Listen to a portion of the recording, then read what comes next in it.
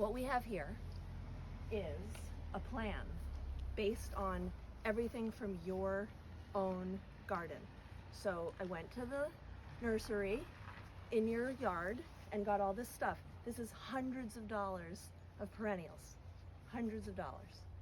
So we've got lamb's ears, we've got astilbe, we've got sedum, we've got lady's mantle, we've got astilbe, more astilbe, lilies, geranium, more astilbe, catmint, lamb's ears, black-eyed Susans, irises.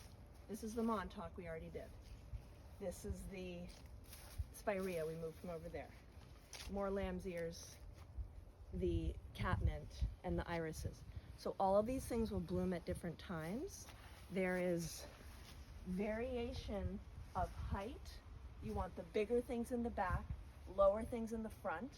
You want a variation up and down. You want like spiky and round, and you want different colors, purples, pinks, whites, and different blooming times, like we said.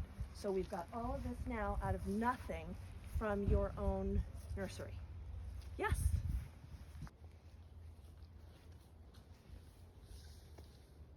Gardening in the dark, gotta love it.